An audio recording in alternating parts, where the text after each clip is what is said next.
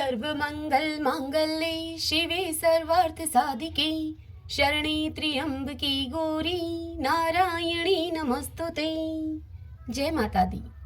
श्रीमद् देवी भागवत महापुराण से अध्याय 3 की कथा में हम आज सुनेंगे श्रीमद् देवी भागवत के महात्म्य के प्रसंग में रेवती नक्षत्र के पतन और पुनः स्थापना की कथा तथा श्रीमद् देवी भागवत के श्रवण से राजा दुर्दम को मनवंतरादीप पुत्र की प्राप्ति।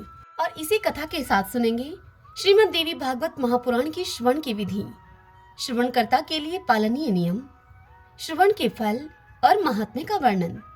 सर्वप्रथम देवी का ध्यान करते हुए आप सभी मेरे साथ बोलिए, श्री जगदम्बिकाय नमो नमः। ओम ऐं ह्रीं क्लीं चामुंडाय विचे।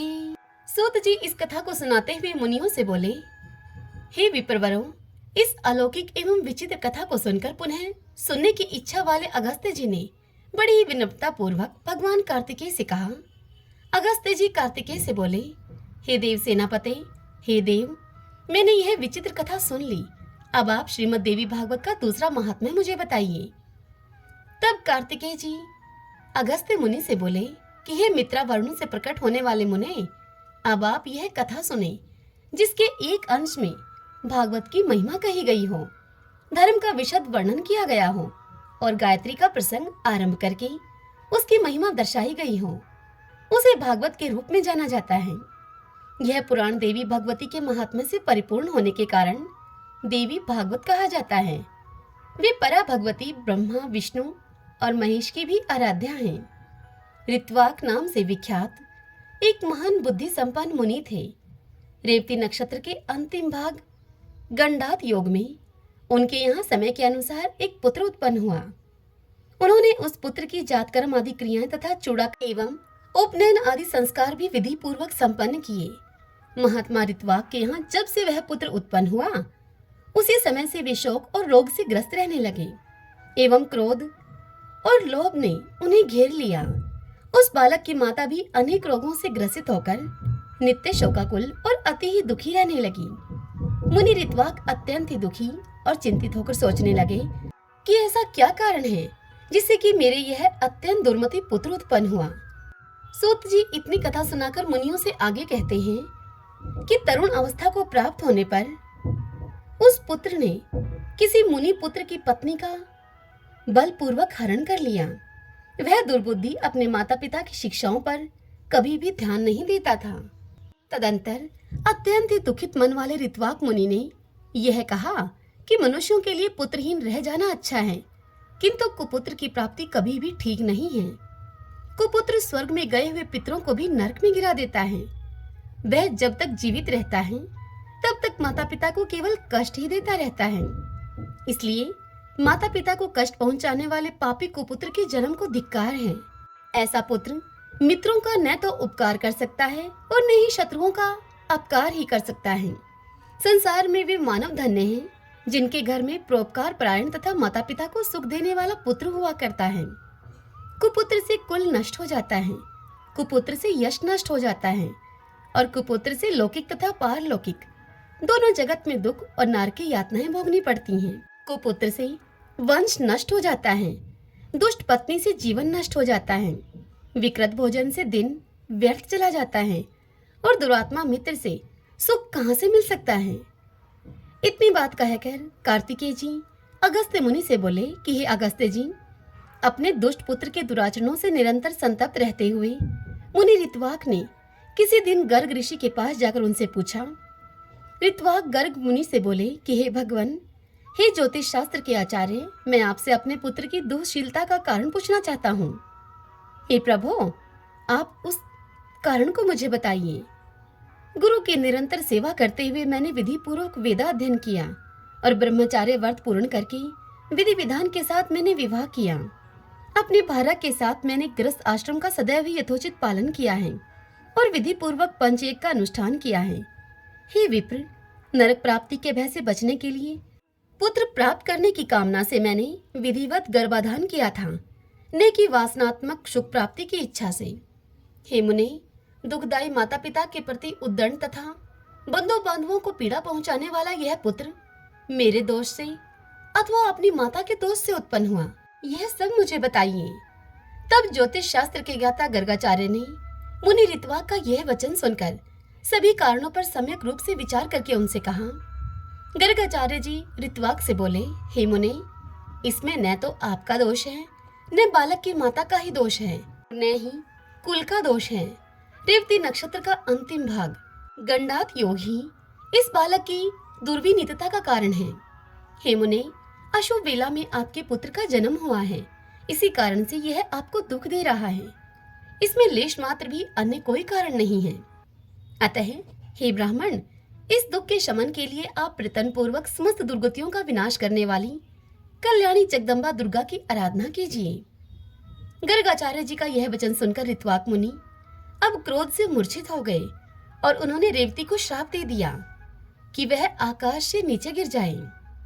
ऋत्विक के श्राप देते ही चमकता हुआ रेवती नक्षत्र सभी लोगों के देखते ही देखते आकाश से कुमुद पर्वत पर जा गिरा। वह कुमुद पर्वत रेवती के गिरने के कारण रेवतक के नाम से प्रसिद्ध हुआ और उसी समय से वह अत्यंत ही रमणीक हो गया। रेवती को श्राप देकर मुनि ऋत्विक ने महर्षि गर्ग के द्वारा बताए गए विधान के अनुसार देवी भगवती की सम्यक आराधना करके सुख और सौभाग्य को प्राप्त किया। कार्तिकेय जी इस कथा को सुनाते हुए आगे कहते हैं कि हे अगस्त्य जी, उस रेवती नक्षत्र के महान तेज से एक कन्या उत्पन्न हुई, जो कि अनुपम रूपवती होने के कारण लोक में दूसरी लक्ष्मी की भांति प्रतीत हो रही थी। रेवती नक्षत्र की कांति से प्रादुर्भूत उस कन्या को देखकर मुनि परमोज ने प्रसन्न होकर उसका नाम रेवती रख दिया। तदंतर ब्रह्म ऋषि परमोज उसे कुमुदाचल पर स्थित अपने आश्रम में लेकर आए और पुत्री की भांति उसका धर्म पूर्वक पालन पोषण करने लगे। समय पाकर यौवन को प्राप्त उस रूपवती कन्या को देखकर मुनि ने विचार किया कि इस कन्या के योग्य वर कौन होगा। बहुत अन्वेषण के बाद भी जब मुनि को उसके योग्य कोई वर नहीं मिला, तब वे अग्निशाला में प्रवेश करके अग्निदेव की स्तुति करने लगे। परमोज ऋषि के स्तुति गान से प्रसन्न होकर अग्निदेव ने कन्या के योग्य वर का संकेत करते हुए उनसे कहा कि हे मुने, इस कन्या के पति धर्मपरायण, बलशाली, वीर, प्रिय भाषण करने वाले और अपराजय राजा दुर्धम होंगे। तब अग्निदेव के इस वचन को सुनकर मुनि अत्यंत ही प्रसन्न हुए। संयोग से उसी समय आखेट के बहाने दुर्धम नामक प्रतिभाशाली राजा मुनि परमोज के आश्रम में आ गए। बलवान तथा अप्रतिम ओज से संपन्न वे प्रियव्रत के वंशज राजा दुर्धम विक्रमशील के पुत्र थे और कालिंदी के गर्भ से उत्पन्न हुए थे। मुनि के आश्रम में प्रवेश करके और उन्हें वहां न देखकर राजा दुर्धम ने रेवती को प्रिय इस शब्द से संबोधित करके उससे पूछा। राजा रेवती से बोले, हे प्रिय, महर्षि भगवान परमोज इस आश्रम से कहाँ गए हुए हैं? हे कल्याणी, मुझे तुम सच सच बताओ, मैं उनके चरणों का दर्शन करना चाहता हूँ। तब वह रेवती नाम वाली कन्या महाराज से बोली, हे महाराज, महामुनि अग्निशाला में गए हुए हैं। राजा भी यह वचन सुनकर शीघ्रता पूर्वक आश्रम से बाहर निकल आए। इसके बाद परमोज मुनि ने राज लक्षण संपन्न एवं विनयावत राजा दुर्धम को अग्निशाला के द्वार पर स्थित देखा। मुनि को देखकर राजा ने प्रणाम किया और तदंतर मुनि परमोज ने अपने शिष्य से कहा कि हे गौतम, ये राजा अर्घ्य पाने के योग्य हैं, अतः शीघ्र ही इनके लिए अर्घ्य ले आओ तुम। बहुत दिनों के बाद ये पधारे हुए हैं और विशेष रूप से ये हमारे जमाता हैं। ऐसा कहकर मुनि ने राजा को अर्घ्य प्रदान किया और राजा ने भी विचार करते हुए उस अर्घ्य को ग्रहण किया। तत्पश्चात राजा के अर्घ्य ग्रहण करके आसन पर बैठ जाने के बाद मुनि परमोज ने उन्हें आशीर्वचनों से अभिनंदित करके उनका कुशल क्षेम उनसे पूछा। मुनि ने कहा कि हे राजन, आप स्वस्थ तो हैं ना? आपकी सेना, कोष, बंधु बांधव, सेवकगण, सचिव, नगर, देश आदि की सर्वविध कुशलता तो है ना? हे नरेश, आपकी भार्या तो यही विद्यमान है और वह सुकुशल है, इसलिए मैं आपसे उसकी कुशलता नहीं पूछूंगा। आप अपनी अन्य स्त्रियों का कुशल क्षेम मुझे बताइए।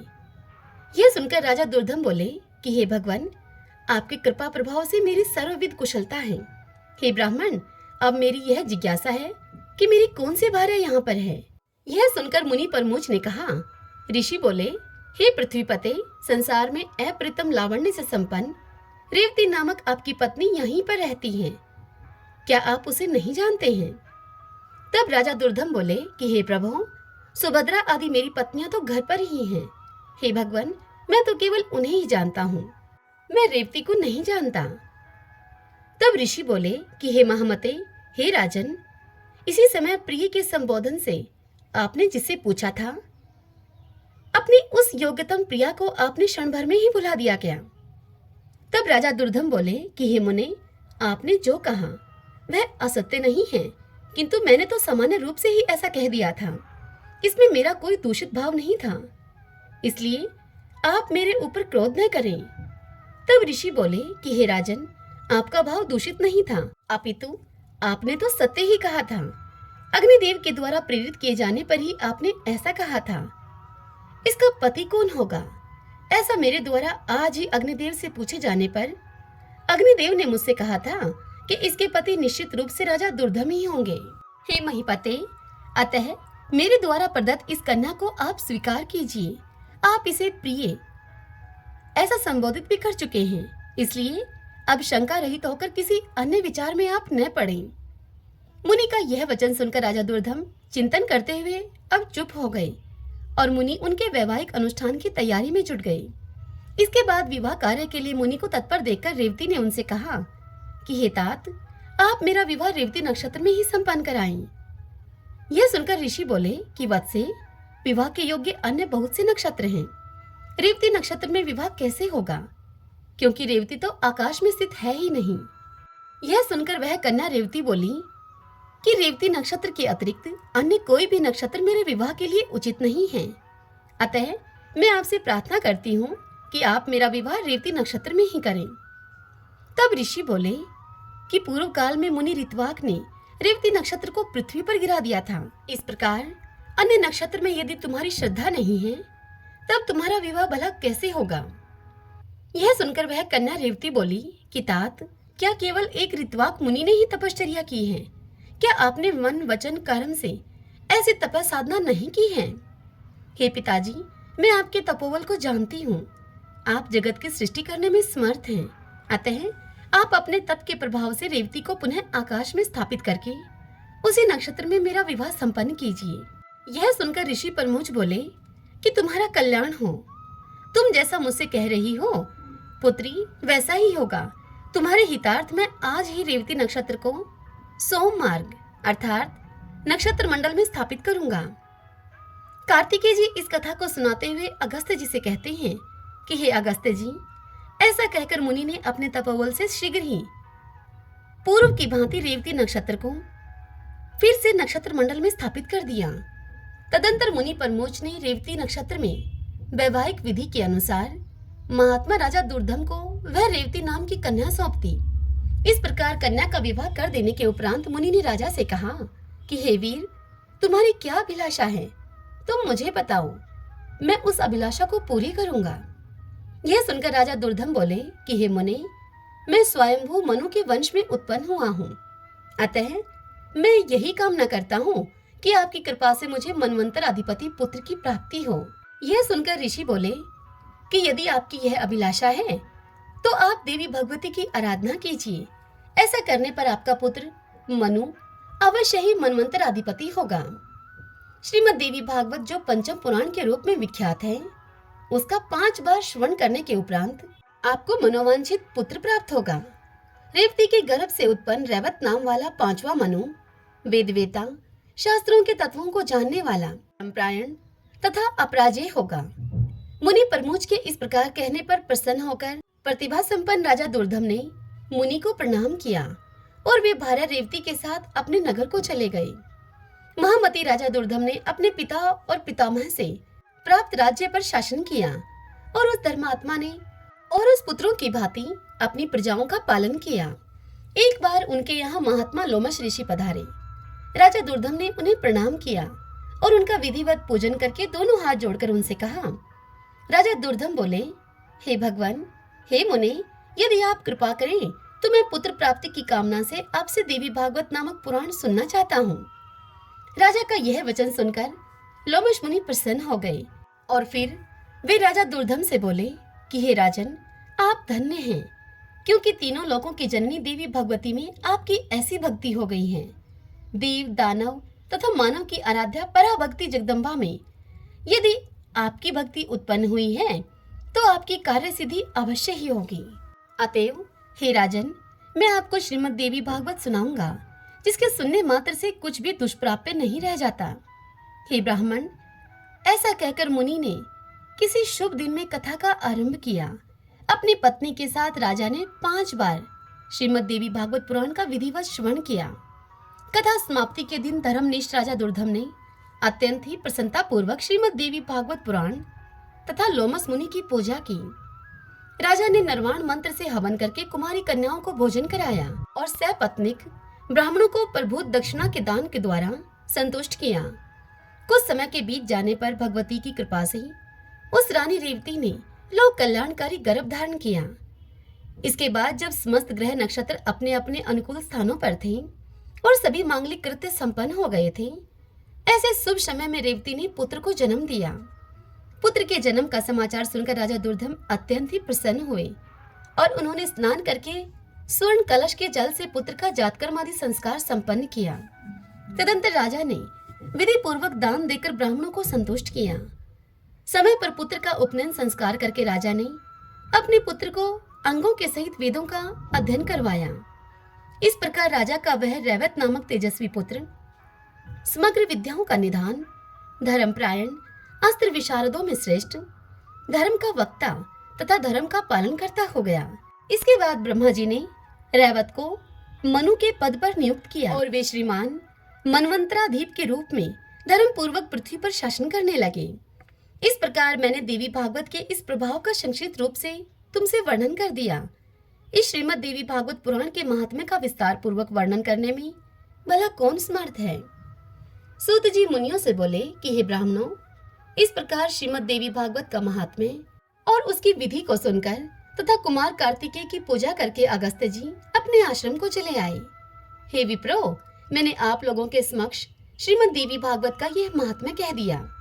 जो मनुष्य श्रद्धा पूर्वक इसका श्रवण तथा पाठ करता है, वह इस लोक में संपूर्ण भोगों का सुख प्राप्त करके अंत में मोक्ष को प्राप्त करता है। जय माता दी। ओम नमः चंडिकाय। यदि आपको आज की यह कथा पसंद आई हो तो इस वीडियो को आप लाइक करें और कमेंट बॉक्स में जय माता दी लिखना बिल्कुल मत भूलिएगा।